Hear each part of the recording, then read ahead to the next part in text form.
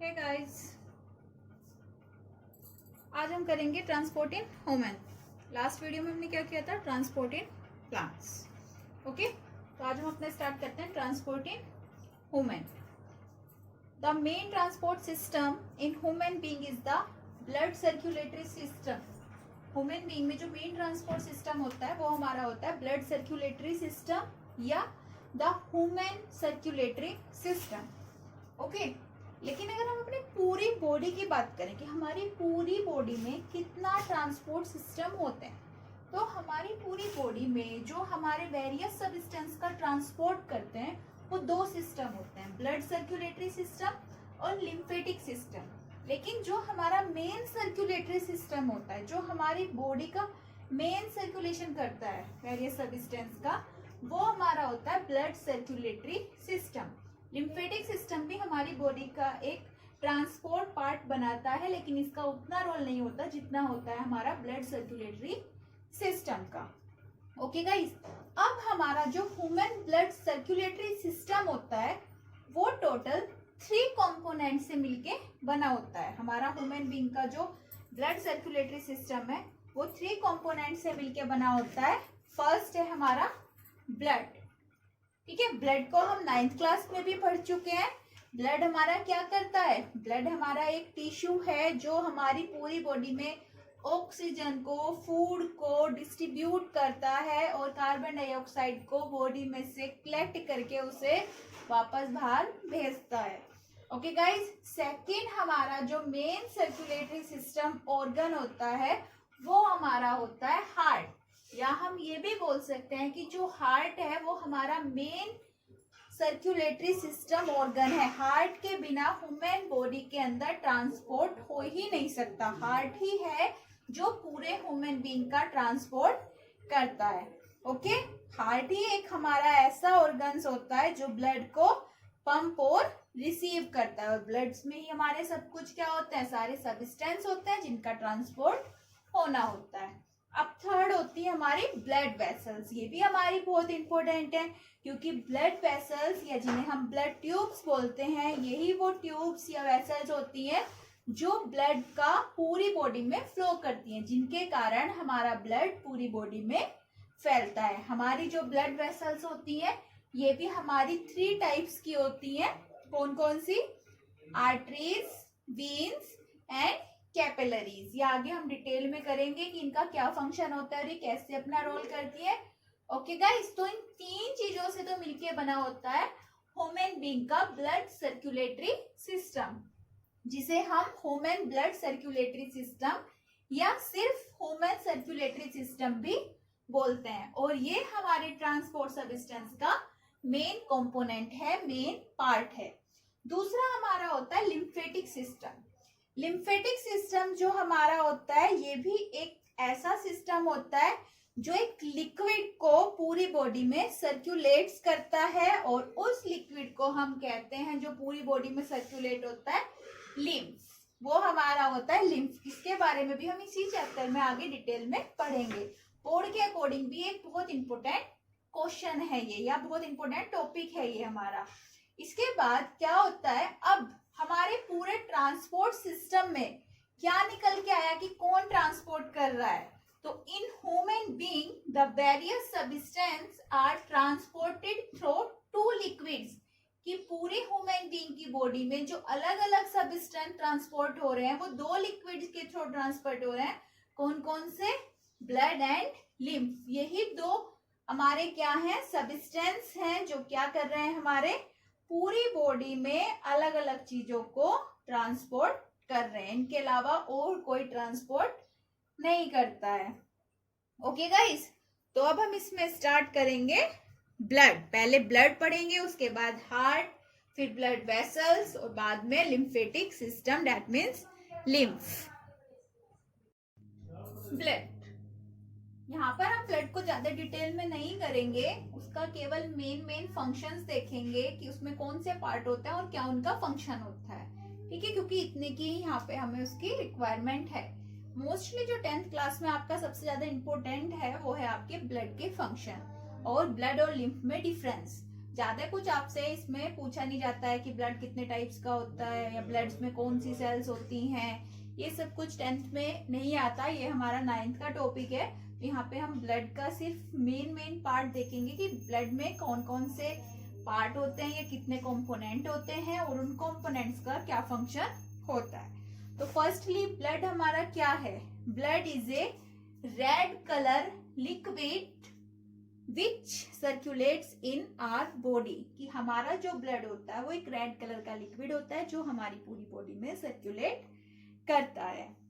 इसके साथ ही अब ब्लड का रेड कलर क्यों होता है? क्यों होता है ब्लड का red colour? Because it contains A red pigment that is called haemoglobin, कि ब्लड के अंदर हमारा क्या होता है? एक रेड कलर का पिगमेंट होता है जिसे हम हीमोग्लोबिन कहते हैं। और वो हीमोग्लोबिन कहाँ पे प्रेजेंट होता है? हमारा आरबीसी में, रेड ब्लड सेल्स के अंदर। ओके गाइस, और इसके साथ ही साथ ब्लड हमारा क्या है? ब्लड हमारा एक कनेक्टिव टिश्यू है, यानी कि पूरी बॉडी में फैला हुआ है और इसीलिए वो हमारा किस चीज में हेल्प करता है? ट्रांसपोर्ट में। और इसी के कारण हम क्या कर पाते हैं? इसीलिए ट्रांसपोर्ट कर पाते हैं, क्योंकि हमारी पूरी बॉडी में सर्कुलेट है, हमारी पूरी बॉडी में फैला हुआ है। अब जो हमारा ब्लड होता है it consist of 2 main part. हमारे ब्लड के अंदर 2 मेन पार्ट होते हैं, फर्स्ट प्लाज्मा और सेकंड ब्लड सेल्स। ठीक है, पहला होता है हमारा प्लाज्मा और दूसरा होता है हमारा ब्लड सेल्स। प्लाज्मा हमारा क्या है? प्लाज्मा होता है हमारा a liquid part of blood is called the plasma, कि जो हमारे ब्लड का लिक्विड पार्ट है, जब हमारा ब्लड बाहर निकलता है तो जो हमें उसमें लिक्विड दिखाई दे रहा है वो सारा हमारा प्लाज्मा होता है। हमारी सेल्स जो होती है वो तो उसके अंदर फ्लोटिंग करती रहती हैं। ओके गाइस, जो हमारी ये सेल्स होती हैं आरबीसी, डब्ल्यूबीसी, प्लेटलेट्स, ये हमारे ब्लड्स में मिक्स नहीं रहती हैं, ये हमारे ब्लड्स के अंदर फ्लोटिंग करती रहती हैं।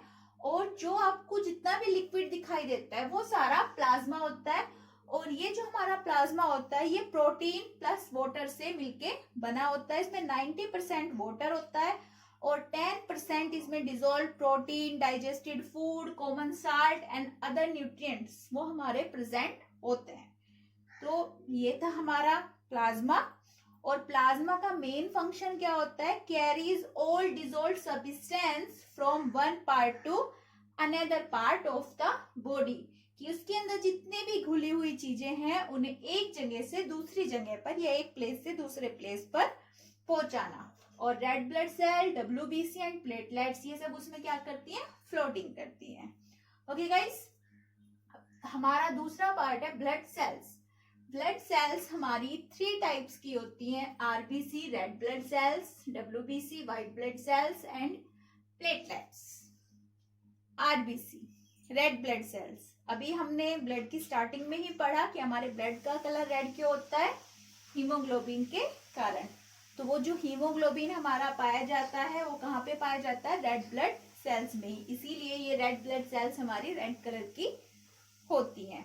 और इनका मेन फंक्शन होता है carry oxygen from the lungs to all the cells of the body, oxygen को कैरी करना और पूरी बॉडी के हर पार्ट में उसे पहुंचाना। ओके, दूसरे हमारी होती हैं व्हाइट ब्लड सेल्स। अब इनका नाम ही है white, W for white blood cells. तो इन्हें व्हाइट ब्लड सेल्स इसलिए कहा जाता है क्योंकि इनके अंदर हीमोग्लोबिन नहीं पाया जाता, और हीमोग्लोबिन नहीं पाए जाने के कारण ही इनका कलर व्हाइट होता है, या हम ये भी कह सकते हैं कि ये हमारी कलरलेस होती हैं। और इनका मेन फंक्शंस होता है fight infection and protect us from the disease. Okay, infection से फाइट करना और हमें बीमारियों से बचाना, ये हमारी WBC का फंक्शन होता है। और साथ ही साथ इसीलिए हमारी जो WBC होती हैं हम इन्हें सोल्जर ऑफ द बॉडी भी कहते हैं। क्यों कहते हैं इन्हें सोल्जर्स ऑफ द बॉडी? क्योंकि जितनी भी हमारी बॉडी पे अटैक करने वाले डिजीज कॉजिंग जर्म्स होते हैं या हार्मफुल फॉरेन मटेरियल्स होते हैं या जो भी हमारे बैक्टीरिया, वायरस हमारी बॉडी पे जब अटैक करते हैं तो ये उनसे हमें बचाती हैं, डिफेंस करती हैं हमें, इसीलिए कहलाती हैं soldiers of the body. Okay guys, clear? Next third है हमारी प्लेटलेट्स। प्लेटलेट्स क्या होती हैं? बहुत छोटी छोटी सी सेल्स होती हैं जो हमारी बॉडी में बोन मैरो के अंदर प्रोड्यूस्ड होती हैं, और प्लेटलेट्स का मेन फंक्शंस होता है clotting of the blood, blood की क्लोटिंग करना। और ये आपकी सबसे ज्यादा इंपॉर्टेंट है, 1 नंबर में ये क्वेश्चन बहुत बार पूछा जाता है कि what is the function of the platelets. तो प्लेटलेट्स का फंक्शन क्या है? Clotting of blood. देखा होगा आपने कि जब आपको कभी चोट लग जाती है तो पहले आपकी ब्लडिंग होती है और फिर धीरे धीरे आपका खून बहना रुक जाता है और उसके ऊपर एक सेमी सॉलिड स्ट्रक्चर बन जाती है, यानी कि एक क्लोटिंग बन जाती है। तो जो वो क्लोटिंग बनती है वो बनती है हमारी प्लेटलेट्स के हेल्प से। इनका हमारे पूरे ब्लड सर्कुलेशन में बहुत ज्यादा इंपॉर्टेंट रोल होता है। ओके, अगर हमारी बॉडी से प्लेटलेट्स कम हो जाए या प्लेटलेट्स निकाल ली जाए और हमारा एक्सीडेंट हो जाए या हमें चोट लग जाए तो हमारा ब्लड फ्लो जो होगा वो रुकेगा ही नहीं, फ्लो ही होता रहेगा, जिसके कारण हमारी डेथ हो जाएगी और हम मर जाएंगे। ओके गाइस, तो ये थी हमारी पूरी ब्लड की स्ट्रक्चर और उसके कंपोनेंट्स के फंक्शन। लेकिन अब हम बाद में भी एक बार पूरे ब्लड्स के फंक्शंस पे एक ओवरव्यू देख लेते हैं कि हमारे ब्लड्स के फंक्शन क्या क्या हो सकते हैं। तो फर्स्ट फंक्शन हमारा ब्लड का क्या हो सकता है? Blood carry oxygen from the lungs to different parts of the body. कि ब्लड क्या कर रहा है? ऑक्सीजन को लंग्स से कैरी कर रहा है और पूरी बॉडी के पार्ट्स में लेके जा रहा है। दूसरा क्या कर रहा है? Blood carry carbon dioxide from the body cells to the lungs for breathing out. कि वापस जो हमारी सेल्स हैं वो क्या कर रही है? कार्बन डाइऑक्साइड को ले रही है और उसे लंग्स में पहुंचा रही है, जहां से ब्रीथिंग आउट के थ्रू हम उसे बाहर निकाल रहे हैं। Third, blood carries digested food from the small intestine to all parts of the body। कि जो ब्लड है वो स्मॉल इंटेस्टाइन से डाइजेस्टेड फूड ले रहा है और उसे पूरे बॉडी के पार्ट में भेज रहा है। वो हमने डाइजेस्टिव सिस्टम वाले पार्ट में पढ़ा था कि कैसे ब्लड वहां से फूड को लेता है। इसके साथ ही साथ एक और जो इम्पोर्टेंट फंक्शन है वो ये भी है कि blood carries hormones to the all cells of the body. कि ब्लड हार्मोन्स को भी कैरी करता है हमारी पूरी बॉडी से। नेक्स्ट फंक्शन होता है blood protects the body from the disease because of white blood cells. White blood cells के कारण ब्लड हमें किससे प्रोटेक्ट कर रहा है? डिजीज से प्रोटेक्ट कर रहा है। और एक आपका इंपोर्टेंट फंक्शन होता है blood regulates the body temperature. की जो हमारा ब्लड होता है वो हमारी बॉडी के टेम्परेचर को भी रेगुलेट करता है, जिसके कारण हमारा टेम्परेचर मेंटेन रहता है। या हम ये बोल सकते हैं कि ह्यूमन बीइंग का जो टेम्परेचर होता है वो कांस्टेंट होता है एट अबाउट 37 डिग्री सेल्सियस। ये हमारा एक कैसा टेम्परेचर है? जो हमारा कांस्टेंट टेम्परेचर होता है, और ह्यूमन बीइंग का टेम्परेचर यही रखा गया है। ओके गाइस, ये था हमारा पूरा ब्लड और उसके फंक्शंस। नेक्स्ट वीडियो में हम अब करेंगे human heart and blood vessels. Okay, thanks for watching.